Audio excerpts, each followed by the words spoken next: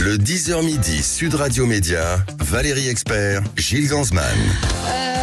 Ben voilà, j'apprends déjà des choses avant même de commencer l'émission. Bonjour à toutes et à tous. Bonjour Gilles Gansman. Je ne savais pas que ça existait les ceintures. Bonjour, les ceintures de chasteté de portable. Eh ben si, absolument. Le professeur Laurent Carilla est avec nous, docteur addict ou pas, déjouer les addictions, conserver le plaisir. C'est paru chez HarperCollins. Évidemment, les auditeurs vous connaissent. On vous retrouve régulièrement dans l'émission de Faustine Bollard. Ça commence aujourd'hui sur France 2. Vous êtes médecin à l'hôpital Paul Brousse, spécialisé en addictologie.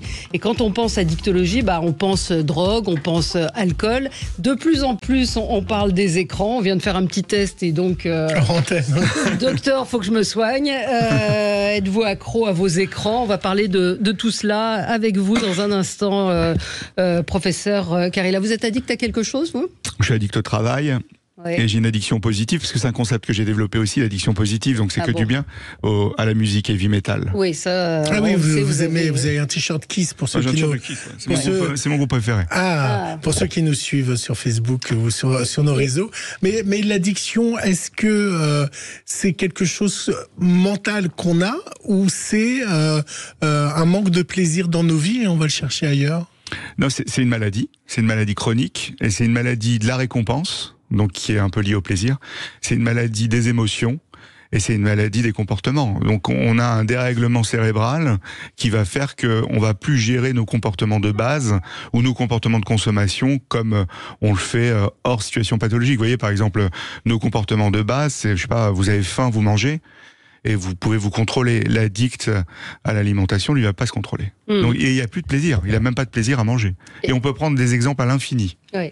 Et il y a de plus en plus d'addictions, en fait, avec la société qui évolue. C'est-à-dire qu'on devient addict à tout un tas de choses. Ça peut être le sport, ce qui n'existait peut-être pas avant. Ça existait, mais c'était pas mis en avant, si vous voulez. Et l'idée du livre, là, c'est vraiment comment tous nos comportements de base, nos comportements habituels, nos comportements de vie, peuvent basculer et devenir addictifs, puis une addiction, une maladie. Oui, mais il y a le sucre aussi, dont on parle beaucoup en ce moment. Le sucre, c'est comme l'alcool. Ouais. Ça agit sur le cerveau et sur le foie. Bon. On va parler de tout ça. Je sens qu'on va passer un bon moment avec vous. Allez, on passe au zapping. Sud Radio Média, l'instant zapping. Valérie, espérons que Gabriel Attal, quand il va se rendre sur les ronds-points des agriculteurs, se rappellera des paroles de Gabriel, mais cette fois-ci avec LE de Johnny, qui chantait « Et d'enfer devient un espoir, car dans tes mains, je meurs chaque soir ». Agriculteurs qui s'apprêtent à venir en découdre dans la capitale, c'était dans le 20h de France 2. Une semaine après le début de leur mobilisation, les agriculteurs ont décidé de durcir le ton. Cap sur l'Île-de-France, suite à l'appel de 2 syndicats agricoles. Sur l'autoroute A16 ce soir, 3e nuit d'affilée pour ce convoi parti de Beauvais. La colère ne retombe pas, la détermination non plus. Le centre de décision française, c'est Paris. Nos gouvernants aujourd'hui, qui sont avec une nouvelle équipe, il va bien falloir qu'ils trouvent les solutions. On attend des mesures et il faut qu'ils répondent à toutes les mesures. Et je pense qu'on ne lâchera pas si on n'a pas tout, quoi. C'est le salon de l'agriculture. Bien sûr. Avant l'heure, est-ce qu'il peut avoir une addiction d'être en colère ? Non, la colère, c'est une émotion négative. Et en fait, elle peut faire partie du cortège des symptômes induits par l'addiction, en fait. C'est-à-dire qu'on peut avoir plein d'émotions négatives, dont la colère, et consommer pour essayer d'atténuer cette colère, mais ça marche jamais. Mais on peut pas se dire, j'ai pas envie que ça s'arrête parce que j'ai des amis. Non, non. Ça n'a rien à voir. Paris était déjà en travaux, donc ils vont être en chantier si ça arrive, si les tracteurs arrivent. Pendant ce temps, Anne Hidalgo, elle, ironisait sur France 2 et lançait des pics sur la nomination de Rachida Dati à la culture.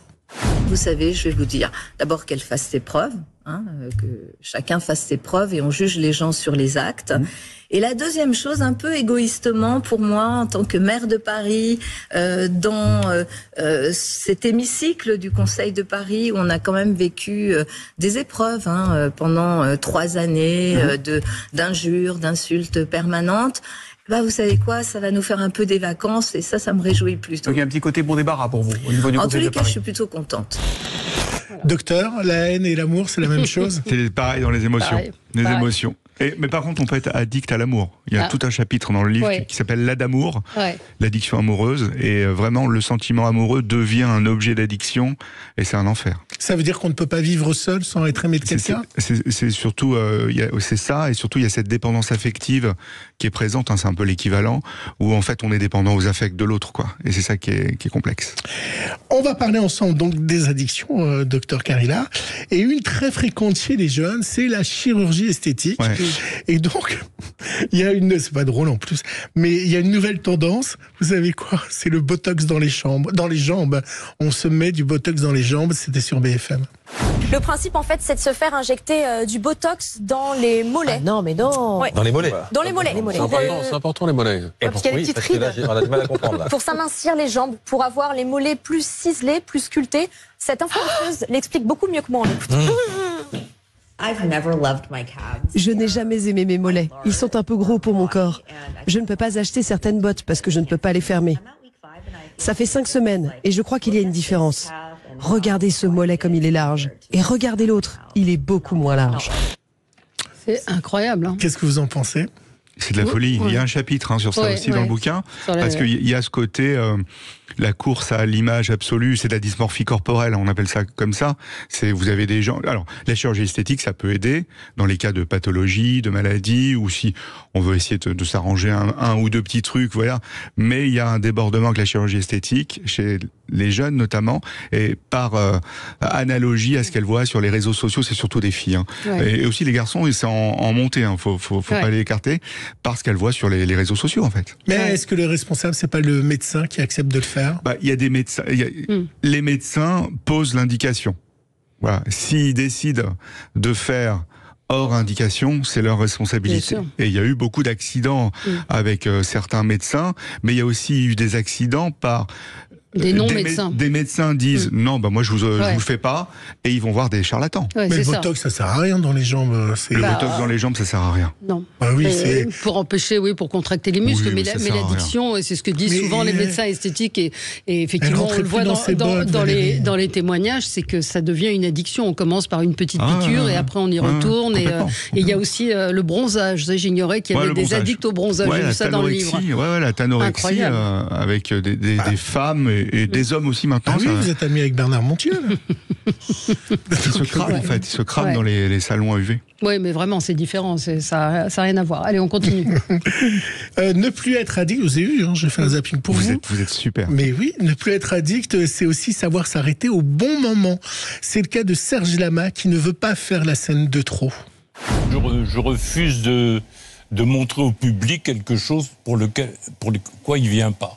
Il ne vient pas pour voir un chanteur. J'ai vu des chanteurs, des grands, chanter assis, chanter pour leur dernière fois, et je trouvais que c'était très, très, très moche. Ça m'a fait beaucoup de peine. Traîner notamment Reggiani, qui était comme emmuré dans une cage, là. Il ne pouvait rien faire, il en l'a amené sur scène comme ça.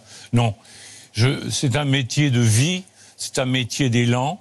Et donc voilà, il faut le faire tant qu'on peut le faire. Ça doit être terrible de penser qu'on est plus célèbre ou qu'on est plus aimé du public et quitte à qu'il nous voit dans une façon dégradée.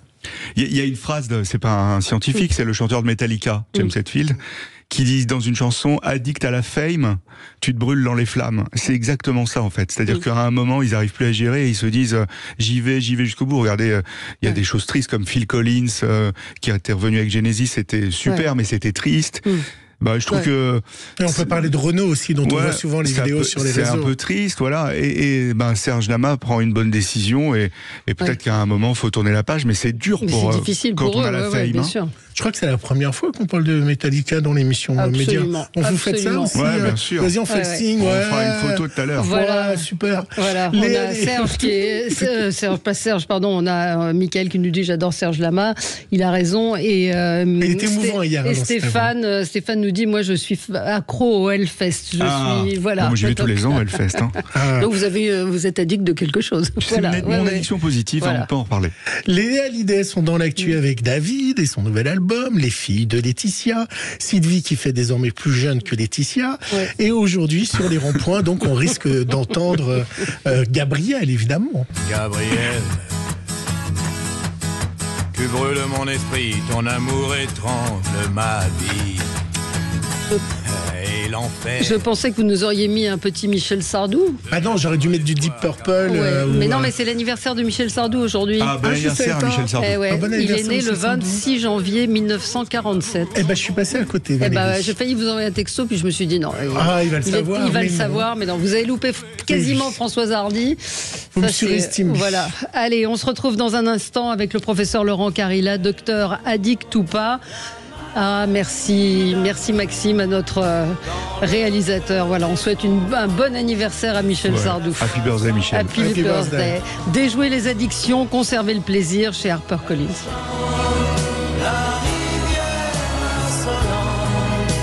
Sud Radio, votre avis fait la différence. Sud Radio Média, l'invité du jour. L'invité du jour, c'est le professeur Laurent Carilla, psychiatre, médecin à l'hôpital Paul Brousse, spécialisé dans l'addictologie. Vous publiez Docteur addict ou pas aux éditions HarperCollins. Alcool, sucre, sport, écran, sexe. On a parlé tout à l'heure. Chirurgie esthétique, bronzage. Il y a des tas et des tas de choses à découvrir dans ce livre. On vous retrouve également dans l'émission de Faustine Bollard. Ça commence aujourd'hui. Et c'est vrai que beaucoup de gens sont concernés. Moi, je vous le confesse, une addiction à mon portable. Mais on parle de nos ados avec TikTok, YouTube. Est-ce que vous avez des gens en consultation, justement, avec la nouvelle technologie, puisqu'on est émission média ? En fait, ils viennent pas pour la nouvelle technologie, ils viennent pas pour un usage problématique. On parle pas d'addiction aux réseaux sociaux, on parle d'usage problématique aux réseaux sociaux, par exemple. Ils viennent pas pour ça, ils viennent il y a d'autres choses, et ils viennent parce que génère le smartphone, en fait. C'est-à-dire, ça peut être des addicts aux paris en ligne sportifs, des addicts à la sexualité en ligne, et ils sont à côté un usage problématique de réseaux sociaux, etc. C'est plutôt sur cet axe-là. Il y a pas de gens qui viennent, l'addiction au smartphone, ça n'existe pas. On a un usage problématique de smartphone. Oui, mais entre la drogue qui va me détruire, le sucre qui va détruire mes organes et raccourcir ma vie. La drogue aussi. La drogue aussi, l'alcool aussi. C'est pas la même chose avec l'écran. Est-ce qu'on peut se dire, c'est pas une addiction très grave? Vous comprenez ce que je veux dire? Tout à fait. Et c'est pour ça qu'on parle pas d'addiction, en fait. On parle d'usage problématique. L'usage problématique, ça veut dire que on est tous hyper connectés. La majorité des gens, le smartphone, c'est le premier outil digital que les gens ont. On est tous hyper connectés et certains vont avoir ces problèmes d'usage de ce smartphone qui peut avoir des conséquences d'abord, on va dire, sociales, environnementales, plutôt, et il y a aussi des petites conséquences physiques. Vous savez que il y a quand même des altérations musculo-squelettiques des pouces pour ceux qui font sans arrêt des messages. Il y a des douleurs en fonction des postures, des douleurs du cou, des douleurs du dos, des douleurs du poignet. Avec la lumière bleue, il y a des troubles du sommeil, parce que vous savez que le soir, quand vous regardez votre smartphone avec sa lumière habituelle, le smartphone, qu'est-ce qu'il fait? Il envoie des messages à votre mélatonine et il lui dit il fait jour. C'est le jour. Donc on s'endort moins vite. Et vous avez aussi une épidémie quand même de myopie comportementale chez les plus de 12 ans. À cause des écrans. Ça veut dire que vous conseillez d'interdire les écrans à un certain âge ou pas jamais, moi je dirais jamais. À 2 ans, vous savez, je suis rock'n'roll, vous le savez. Donc un enfant de 2 ans, 3 ans, qu'il ait un portable. Il n'y a pas de règle d'âge. Il y a des tentatives de règles d'âge sur 3, 6, 9, 12, 2, 10, 14. Mais c'est impossible à gérer à la maison quand vous avez des enfants d'âge différents. Il y a une chose qui est consensuelle, c'est avant 2 ans. Pas d'écran, et s'il y a une exposition à l'écran, c'est un petit temps avec quelque chose de très éducatif, un petit temps avec les parents. On laisse pas l'écran doudou ou l'écran nounou. Oui, l'auditeur Stéphane nous dit la grande question, pourquoi l'addiction? Quel est le mécanisme? Est-ce que c'est la récompense? C'est quoi l'addiction? L'addiction, c'est le mécanisme, oui. Les mécanismes, alors c'est les mécanismes. Les mécanismes, c'est quoi? On a 4 circuits dans la tête, 4 circuits dans le cerveau. On a un premier circuit, c'est la récompense. La récompense, c'est quoi? C'est j'ai faim, je mange. D'accord? C'est là le truc de base. C'est lié à un autre circuit chez nous, la mémoire et l'apprentissage. Depuis que vous êtes petite, vous apprenez que quand vous avez faim, vous allez manger. D'accord? Et c'est lié à un autre circuit chez nous qui est la motivation. La motivation, c'est quoi? C'est je change mon comportement. D'accord? Donc c'est j'ai faim, je sais que je vais avoir à manger, je vais changer de comportement parce que je vais me mettre à manger, etc. Et le dernier circuit, c'est le contrôle. Ça, c'est un truc très évolué chez l'homme. Donc 4 circuits ensemble. Vous êtes d'accord? Quand vous mangez, ces 4 circuits s'allument. Quand vous avez fini, ils s'éteignent. D'accord? Quand vous buvez de l'eau, du coca, ce que vous voulez, ça s'allume, ça s'éteint. Quand vous avez un rapport sexuel, ça s'allume, ça s'éteint. Quand vous êtes amoureux de quelqu'un, ça s'allume, ça s'éteint. Vous voyez, donc tous nos comportements de base. Si vous êtes addict, les circuits se détachent. Vous avez d'un côté mémoire, apprentissage et récompense d'un côté, motivation seule, contrôle seul. Ça veut dire quoi ? Motivation, on n'a plus de motivation. Contrôle, on perd contrôle. Et notre système, c'est quoi ? Notre cerveau nous dit, bah vas-y. Mais parce qu'on est faible. Non. Par exemple, moi je vais au casino. Moi j'aime bien aller au casino et jouer.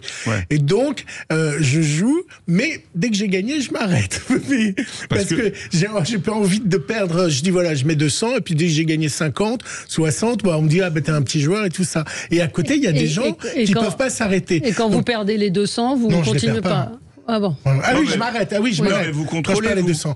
Donc c'est physiologique, c'est mental. Quelle différence avec quelqu'un qui va dire je suis meilleur, je vais toujours jouer, je vais rajouter 100, je vais rajouter 200, je vais me refaire. C'est quelqu'un qui est dans une spirale addictive, ça. C'est la personne qui ne peut plus s'arrêter, qui ne peut plus se contrôler, qui a envie de jouer de manière irrépressible. Donc il n'a pas le même cerveau que moi. Il a ses circuits qui sont différents. Il a le même cerveau. On a tous le même cerveau, homme, femme. Mais les circuits ne marchent pas ensemble.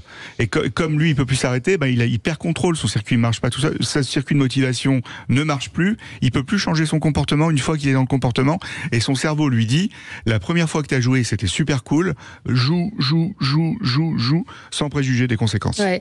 Les gens qui viennent vous voir aujourd'hui ont changé depuis le début de votre pratique. Oui, il y a eu une évolution. Addictologue, au départ, je le disais, c'était principalement drogue, alcool, éventuellement alimentation. Les cigarettes. Cigarettes. Moi, très tôt, je me suis mis dans les addictions comportementales aussi, notamment les addictions sexuelles. Ouais. J'avais monté un programme à l'époque de soins en 2008-2009. Vous voyez, ça fait un petit moment. Ouais. Et à l'époque, on me disait, mais c'est un gag, tu veux passer dans les médias, c'est n'importe quoi, être addict au cul, ça n'existe pas, voilà. Et en fait, toutes ces personnes-là qui me disaient ça à l'époque, ils ont tous monté une consultation addiction sexuelle. Donc, il y a ces comportements qui apparaissaient. Et Internet a fait émerger plein de choses quand même. Sûr, c'est un outil formidable, mais ça fait émerger plein de choses. La sexualité en ligne, les paris en ligne, les achats en ligne. Oui, il y a les achats aussi, effectivement. La drague compulsive en ligne, etc. etc. Est-ce que qu'est-ce que vous diriez à ceux qui sont addicts à Plus belle la vie?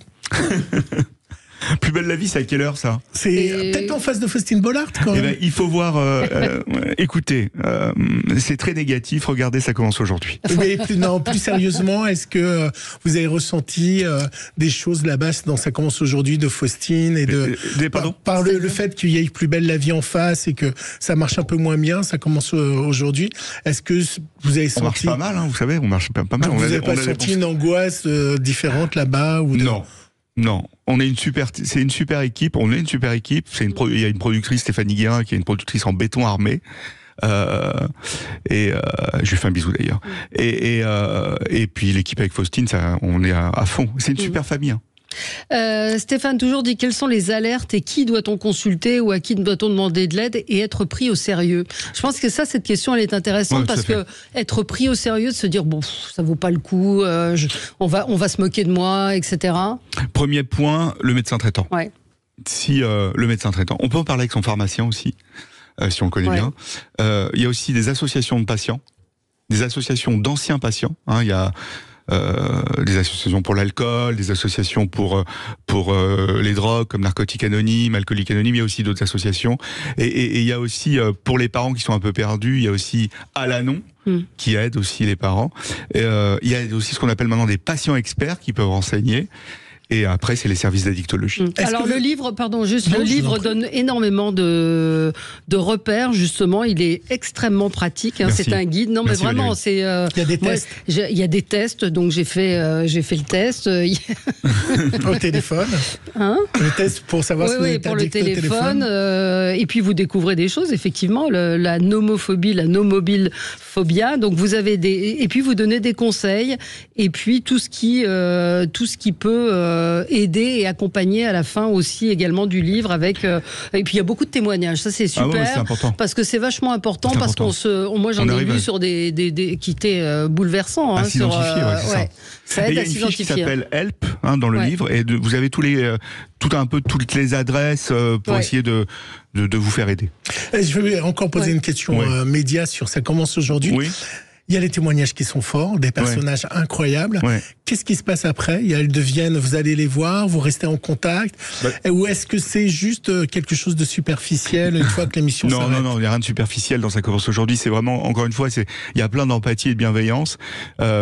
Les témoins, hommes, femmes, qui ont besoin après de conseils, souvent il y en a qui me contactent, il y en a qui contactent la prod. Cette semaine, c'est la semaine spéciale santé mentale, et puis il y a eu des demandes, et ce qui est intéressant avec ces témoignages forts, c'est que ça donne de l'information, c'est toujours étonnant, mais je reçois beaucoup de mails, de messages. Alors moi je donne pas de conseils médicaux ni d'avis médical sur les réseaux sociaux, mais en tout cas on voit des témoignages du type vous m'avez éclairé sur un truc, je crois que je vais aller consulter, et c'est ça qui est fort en fait. C'est un peu ce qui se passe ce matin, des gens qui nous disent, qui se posent des questions. Quelqu'un nous dit ce qui fait peur, c'est la liaison entre addiction et psychiatrie. Ouais, mais c'est lié. Oui, c'est lié, mais psychiatrie ça fait peur. On se dit maladie, donc quand on vous voit, on voit que ça peut être rock'n'roll, mais peut-être commencer par regarder le livre, le guide, parce que ça vous donne des repères sur ce qu'est l'addictologie et les différents comportements. Et la grande partie 3 du livre, c'est justement sur les à côté des addictions, parce que l'addiction c'est pas une maladie isolée, l'addiction c'est comme un arbre. Quand vous regardez un arbre dans la rue, il y a des branches. Les branches, ça représente des substances, des comportements, mais cet arbre a des racines, et dans ces racines, c'est des racines qu'on a, des racines psy, des racines génétiques, des racines physiques, comportementales, etc. Si vous coupez la branche, d'ailleurs, vous traitez que l'addiction, vous coupez la branche. Si vous traitez pas les racines, la branche repousse. Quelle addiction la plus surprenante vous ayez rencontrée? Est-ce que, par exemple, vous avez traité des gens qui étaient addicts au tuning ou à d'autres choses? Addicts au tuning, non. Ah bon? Mais moi, la première fois, c'était l'addiction au bronzage, la première fois. Ah ouais. Incroyable. Incroyable. Monique, vous dit soyez accro à Mozart, c'est mieux. Lisez Alfred Tomatis sur les dégâts de la musique hard à 2 temps. Bim. Et quelqu'un vous dit ça existe ACDC en 432, en 432. ACDC en 432. Ouais, non, je sais pas. Oui, non, bon. Je sais pas. Mais vous vous soignez quand même? Moi, je me fais plaisir avec la musique, parce que il y a 2 choses. D'abord, il y a plein d'émotions dans la musique, et surtout, j'ai aussi en 2011 écrit les paroles d'un album pour un groupe de hard rock qui s'appelait Addiction, et on en a fait un projet de musicothérapie. Ah, génial. Voilà. Donc c'était un concept. C'est la première chanson, il est addict à la coke. À la dernière, il s'en sort peut-être. Et à côté de ça, il y avait un petit livre numérique pour aider les gens. Et donc, et on a même eu l'aval de la mission interministérielle comme outil potentiel, pour exercice. Parce que les chanteurs de hard rock, c'est pas les moins sous addictologie. Moins qu'avant. Ouais. Une dernière question, demande Laurence, est-ce que s'il y a addiction, il y a manque de quelque chose? Mais oui, ça fait partie des racines, il faut aller explorer ça. Il y a un vide quelque part, mais il n'y a pas que ça. Mais c'est clair qu'avec des substances, on va combler, ou des comportements, on va combler quelque chose qui nous rend un peu vide. Et vous avez aussi, on en parle beaucoup dans Ça commence aujourd'hui aussi, c'est la personnalité borderline. Ouais, c'est ça, la personnalité borderline, il y a un chapitre dessus, j'ai fait exprès de l'écrire, parce que c'est un truc où on passe complètement inaperçu. C'est des gens des personnalités borderline consomment des substances et peuvent être addicts. Et donc vous les voyez, elles sont addictes. Mais si vous faites pas le diagnostic de borderline avec tout ce qu'il y a autour, elle continuera à consommer. Oui, avec toujours ces tests extrêmement concrets. C'est hyper important, les tests. Qui sont, il m'était difficile de me concentrer, j'étais désespérée, j'avais l'esprit ailleurs, j'étais incapable de me rappeler ce que j'étais en train de faire, je me suis sentie dégoûtée, j'ai pensé à me faire du mal. Bon voilà, toutes ces questions, vous répondez pas du tout un peu, il y a des scores, il y a des tests, et puis il y a des conseils derrière. Moi, les conseils, c'est important derrière. Ce soir, mettez pas votre portable à côté du lit, mais le livre du docteur Carilla. Absolument, docteur, addict ou pas, professeur Laurent Carilla, c'est chez HarperCollins. En tout cas, nos auditeurs avaient beaucoup de questions à vous poser. Et Anna, qui a beaucoup d'humour, dit on a échappé à la Starac aujourd'hui. La semaine prochaine, vous avez un double ration. Et elle est une chanson de Sardou pour Romain de Juliette Armanet et les lacs du Connemara. Oui, on aurait pu mettre le lac du Connemara. On le fera peut-être tout à l'heure. Allez, à tout de suite. On va parler de la nouvelle plateforme de TF1, TF1+. À tout de suite. Merci. Merci à vous. Merci. Sud Radio, le 10h midi média. Valérie Expert, Gilles Gansman. Sud Radio. Le supplément média. Le supplément média, pour être un peu plus accro à la télévision encore, une nouvelle plateforme TF1+, qui fait son arrivée. Claire Basini, bonjour, vous êtes directrice générale adjointe du groupe TF1. Bonjour, bienvenue à vous, merci d'être là. Merci à vous. Depuis le 16 janvier, vous êtes arrivée au poste donc de directrice générale adjointe pour lancer cette nouvelle plateforme TF1+. Alors on connaissait MyTF1. Qu'est-ce que ça va changer pour nous, téléspectateurs TF1+? Alors, TF1+, c'est une nouvelle plateforme de streaming gratuit. Donc, on a une offre qui est très étendue. On propose 15 000 heures de contenu premium, disponible durablement, avec des séries en intégralité. Donc, à chaque instant, on peut trouver 200 séries en intégralité, 200 films, des films français, des films internationaux. Il y a la saga des Hobbits, il y a la saga Taxi, il y a aussi des grands films français. On a aussi toutes nos grandes franchises de divertissement. On a une offre pour la jeunesse avec des dessins animés, avec des animés pour les jeunes adultes. Enfin voilà, une offre très complète. Et donc la différence avec... Oui, c'est ça, parce que ça existait déjà. Il y avait déjà des séries, il y avait déjà des films, il y avait déjà des émissions pour les enfants. Il y avait déjà des choses sur MyTF1 qui continuent d'ailleurs à exister dans certains environnements. En fait, MyTF1 est une offre de rattrapage, c'est-à-dire que c'est pensé pour les personnes qui n'ont pas eu l'occasion de voir un contenu sur nos chaînes et qui peuvent le rattraper pendant une durée limitée de 7 jours sur MyTF1. Donc, c'est une offre qui est par nature limitée. Alors que TF1+, notre ambition, c'est vraiment de devenir la destination quotidienne des Français qui veulent du divertissement ou de l'information sur tous les écrans. Donc l'idée c'est voilà, j'ai envie de me divertir, je rentre chez moi le soir, j'allume ma télévision, quelle que soit la télévision, une télé connectée comme les télés Samsung, Philips, Sony ou ma box, Orange, Bouygues, Free bientôt SFR, etc. Je trouve TF1+, et voilà, j'ai une offre très complète. Vous vous mettez au même niveau que Netflix, en fait. C'est ce que, enfin, votre ambition est d'être comparé à Netflix. C'est la différence entre le replay ou le rattrapage et le streaming, où vraiment c'est une proposition qui est durable, permanente, très profonde, où on trouve ce qu'on veut et au-delà des contenus, avec une expérience utilisateur qui favorise aussi le fait de trouver facilement un contenu. Donc on a fait tout un travail pour TF1+, sur l'ergonomie, pour avoir quelque chose qui soit très facile à utiliser pour trouver rapidement les contenus qui nous intéressent. Alors, la différence avec Netflix, c'est que l'offre elle est gratuite, mais la grande différence, c'est que Netflix n'a pas de linéaire. Ça veut dire que quand moi je regarde pendant 1h30 ou 2 heures, parce que c'est des films longs, les Hobbits, je regarde ni le journal ni le prime de TF1. Comment vous arrivez à vivre dans la chaîne cette contradiction de j'enlève des téléspectateurs du linéaire pour le mettre sur le non linéaire? Et deuxième question, est-ce que vous enlevez pas de l'argent à la pub de TF1? C'est des bonnes questions. C'est vrai qu'on invente quelque part un modèle qui s'appelle le streaming gratuit. Donc le streaming existe, mais aujourd'hui c'est uniquement des pure players, comme on les appelle, internationaux, et avec un modèle d'abonnement payant, abonnement qui par ailleurs ne cesse d'augmenter. Nous, on joue dans la même catégorie, avec une offre de contenu aussi large, une expérience aussi premium, mais en effet c'est gratuit. Et ça va le rester ? Ça va complètement le rester, c'est vraiment... Il y a une offre payante sans pub. On a également une offre payante, mais le cœur de notre proposition, c'est vraiment le gratuit. D'accord. Pour vous répondre, on considère que c'est un atout très important de penser les choses à la fois pour le linéaire et le digital. Ce qu'on a fait sur TF1+, c'est finalement, ça a été rendu possible par le fait que depuis des années, on investit très puissamment sur des contenus qui sont pensés à la fois pour le linéaire et pour le digital. Il se trouve que aujourd'hui, il y a un vrai mouvement de fond international de développement des usages sur le streaming.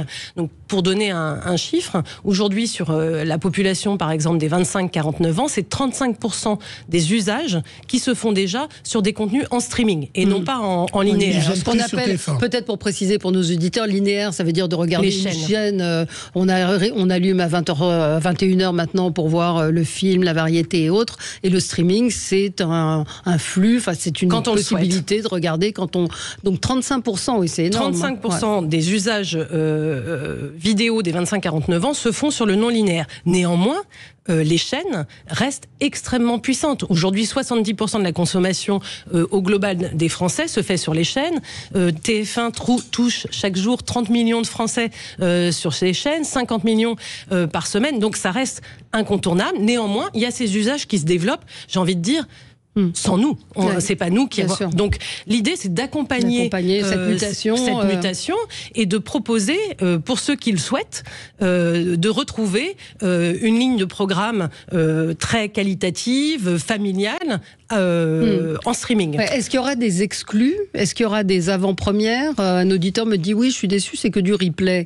Donc est-ce qu'il y a des choses est-ce qu'il y aura des choses ou déjà sur TF1 Plus sur la plateforme qu'on ne trouvera pas à l'antenne de TF1? Alors, notre objectif, c'est vraiment de penser une ligne de programme extrêmement qualitative, à la fois pour les chaînes et pour le digital. Pourquoi ? Pour deux raisons. La première, c'est que dans un monde à la demande où il y a une pléthore de contenus, personne ne s'y retrouve, la découvrabilité, c'est clé. Et donc, exploiter des marques programmes sur nos chaînes qui apportent beaucoup de notoriété, de puissance, et les penser aussi pour le digital, donc avec une logique d'événements, de rendez-vous récurrents, on considère que c'est un atout phénoménal, y compris par rapport à des grands acteurs internationaux. La deuxième chose, c'est que les exploiter en linéaire et en digital, ça veut dire mieux les financer, mieux financer nos contenus et rester durablement une offre premium, ultra qualitative pour les Français gratuitement. Et donc, c'est là où c'est clé. Néanmoins, on a quand même des exclusivités de plusieurs ordres. La première, c'est sur nos grandes marques. Voilà, Notre-Dame. On a lancé cette semaine une série documentaire dont on est très fiers, qui s'appelle Notre-Dame. Donc c'est 6 fois 26 minutes. Et en fait, c'est Michel Izard, qui est le grand reporter à la rédaction de TF1, qui a suivi pendant 5 ans, de l'incendie jusqu'à bientôt la réouverture, de l'intérieur, ce chantier incroyable, et ça permet de raconter l'histoire de Notre-Dame de manière très originale. Il y a aussi sur nos grandes marques programmes, par exemple The Voice, qu'on va lancer bientôt, la nouvelle saison.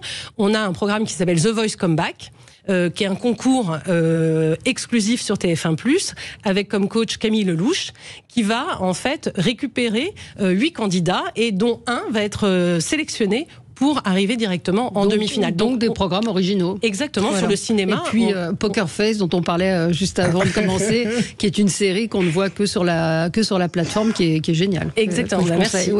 Et il y a autre chose incroyable qui a été lancée hier, qui est le ticket Gold d'or de TF1+. Alors, si vous pouvez vous connecter et si vous jouez, vous gagnez en fait une journée lors de la finale de la Star Academy où vous allez assister aux répétitions. Alors ça arrive jamais d'assister aux répétitions, de rencontrer les chanteurs, enfin les académiciens, bon il ne reste que deux, les académiciens et les chanteurs. Et ça, pour moi, ça, c'est très nouveau, parce que ça, il y a un côté club, en fait. Exactement. Comme si j'avais un avantage en appartenant à un club qui m'offre des avantages de marques connues de la chaîne. Mais vous faites mon job à ma place, merci. C'est vrai, non, mais merci, c'est quelque chose auquel on tient beaucoup. Non, mais je suis fan de télé. Mais merci, parce qu'en fait, c'est quelque chose auquel on tient beaucoup, dans le sens où en fait, on travaille pour les Français, et on a un acteur français, proche, local. Et donc nos contenus sont pensés vraiment pour les Français, et justement on veut incarner dans tout ce qu'on fait cette proximité, et notamment avec le digital. Et qui est une interactivité qui est la merveille du digital, c'est qu'on a une relation directe avec nos utilisateurs, que ce soit sur les réseaux sociaux ou la plateforme, et donc l'idée c'est d'animer la communauté de nos utilisateurs avec ce genre d'événements qu'on peut pas s'acheter, qui sont extraordinaires et qui rencontrent beaucoup de succès. Et on a plein d'autres idées. C'est comme la montée des marches à Cannes, ça s'achète pas. C'est vous la vraie patronne de TF1, en fait. Non, c'est vraiment un travail d'équipe. Oui, mais vous êtes partie prenante dans le choix des programmes aujourd'hui aussi. C'est-à-dire que les décisions qui sont prises sont en concertation avec vous par rapport à ce qui va être diffusé justement sur cette plateforme. Ce qui est vraiment super chez TF1, c'est qu'il y a une très grande, il y a un très grand alignement et une très grande capacité de travailler ensemble. Et avec les équipes d'Ara Aprikian, Xavier Gandon, Fabrice Bailly, on travaille vraiment main dans la main. Bon, ça veut dire que ça passe par moi quand même. Non, mais oui, on travaille ensemble. Voilà. Et en fait, le lancement de TF1+. Donc maintenant, un programme doit pouvoir être possible sur TF1+, même si sur le linéaire, ça serait intéressant. S'il n'y a pas d'intérêt pour TF1+, on n'ira pas. Ça, c'est vraiment une logique qui existait même avant et qu'on a en effet accentuée. Très bien. Donc TF1+, c'est sur toutes les box. Alors c'est sur la présentation. Moi j'ai toujours MyTF1. Moi je suis free. Voilà. Alors au jour où on se parle, on est présent sur les box Orange, les box Bouygues, les box Pop de Free et le reste arrive d'ici quelques petits jours début février et on arrive chez SFR fin mars. Et il faudra Et il faudra faire quelque chose ou ça va s'installer automatiquement? Non, il n'y a rien à faire. Et ce qui est très important dans toutes les échanges et les partenariats qu'on a mis en place avec nos partenaires historiques que sont les opérateurs télécoms, mais aussi les téléconnectés en direct, c'est le fait que TF1+, notre application, est présente sur les écrans d'accueil de toutes les télés. Donc, vous allumez la télé et on tombera directement. Et c'est très important parce que on peut pas être une destination quotidienne et avoir beaucoup d'ambition en termes d'engagement des utilisateurs si on n'est pas hyper simple à trouver, hyper simple à utiliser et puis bien sûr avec des super contenus à l'intérieur. Valérie, vous pourrez aller voir quand vous aurez vraiment une vraie Freebox. Il y a une chose qui va changer aussi sur la façon dont on regarde la télé, c'est qu'il y a des mini-flashs d'infos exclusifs à TF1+, et qui sont faits en fonction de vos goûts et de ce que vous aimez regarder en info. Alors on a lancé en effet Top Chrono, ça. Mais on n'a plus vraiment le temps. Mais allez-y. Alors on a deux choses. On a un format exclusif d'infos qui s'appelle Top Info qu'on a pensé pour le digital. Donc c'est chaque jour 5 actualités incontournables qui sont traitées chacune dans un format d'environ 5 minutes. On présente les faits, on les décrypte et on propose des solutions, ce qui est notre patte. Et Top Chrono dont vous parliez, c'est une fonctionnalité que j'aime beaucoup. C'est le fait de proposer des résumés sur mesure en temps réel après des matchs de foot ou de rugby. Donc on va revenir en force pour l'Euro. Et puis on réfléchit à comment proposer cette fonctionnalité sur d'autres contenus. Parfait. Très bien, merci à vous, merci d'avoir été avec nous. Claire Basini, directrice générale adjointe du groupe TF1. Merci à vous. Dans un instant, les débats sur l'actualité. À tout de suite. Sud Radio. Parlons vrai. Sud Radio. Sud Radio. Parlons vrai. Parlons vrai.